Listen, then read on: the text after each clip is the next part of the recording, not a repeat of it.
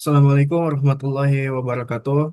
We are from the PBL, TRPL 408, Development of a Smart Door Security System IoT based using behavioral anomaly detection to mitigate home burglary and robbery in Indonesia. Okay, first of all, this is our role and contribution members. I'm as IoT developer and AI developer, Navita as a IoT developer and UI UX designer, Putri as UI UX designer and backend developer, Toming Selingga as AI developer and front-end developer, Ananda Melena Sembiring as quality assurance and front-end developer, and Afifah as quality assurance and business analyst. The objective of this project is to create an IoT-based door security system capable of enhancing security and efficiency in door access management.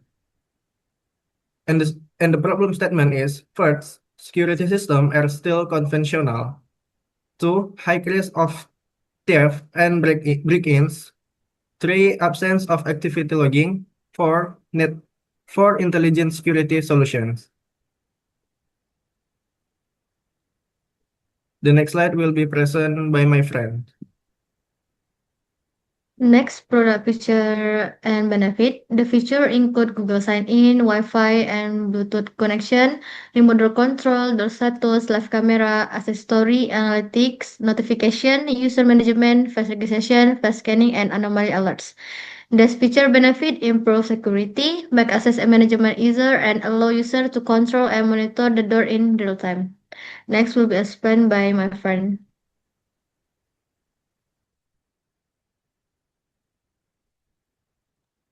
Next is flowchart system. We can see that this flowchart starts in standby mode and ready to receive input from ultrasonic sensor, keypad, and vibration sensor. And if the sensor detects any motion, the camera will capture an image, which is then processed by the RASP4, while the input from the keypad and vibration sensor is processed by the ESP32. And all the data is then sent to a backend server via Wi-Fi in real time.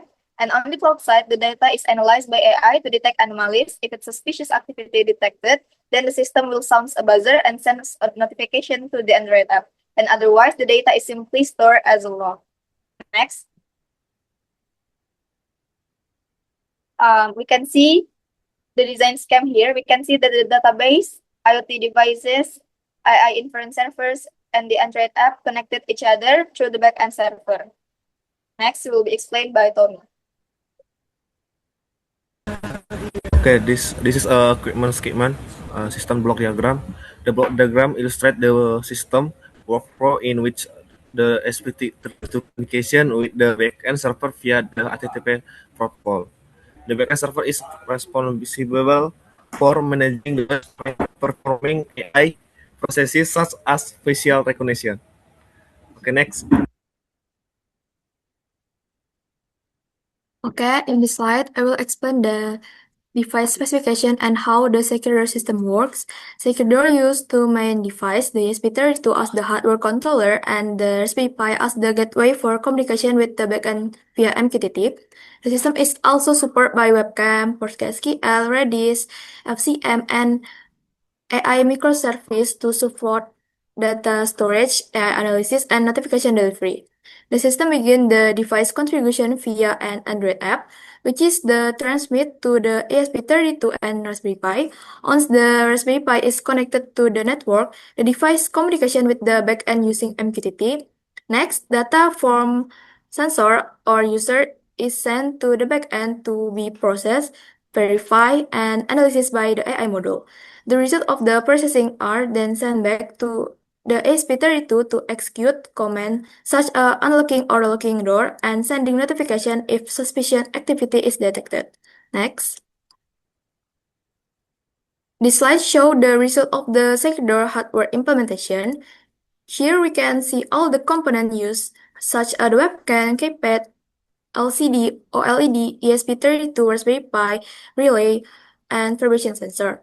All of these components are interconnected so that system can read or input, process data, and then control the door lock in real time. Next. This slide shows the result of implementation. The Android app used in the secure system. User login in using their Google account and they register then face.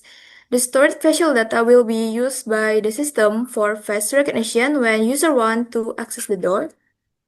So the next slide will be explained by Ananda Amilana. This slide show us the part of continuation based registration and account setup process. Then the application shows that the account has been successfully prepared. After that, the user is asked to create a PIN. Next. We can see the first screen is the home dashboard. Here, user can see the door status. User can also control the door directly from the application. The second screen shows the access history, and the third screen shows the notification page. Next. Here we can see the first screen show the access request detail. User can see information about who is requesting access, including the camera capture and access status. The second screen show us anomaly detection. In this part, the system can identify suspicious activity using AI. For example, the system detect unusual movement or unknown object. The third screen show us the analytic page. This page present the door usage data in a visual form such as total access, successful access, failed access, and suspicious activities. Next. And then from this project, we learned that building an IoT-based smart door system requires strong integration between ESP32, Raspberry Pi, backend, and mobile app. To ensure performance testing, each component is important to avoid system error during integration. We also learned the importance of implementation security features like authentication, encryption, and AI-based anomaly detection to improve system safety. Next.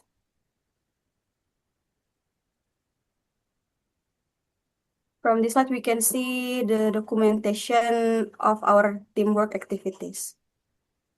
Next slide. Okay, that's all from us. Wassalamualaikum warahmatullahi wabarakatuh.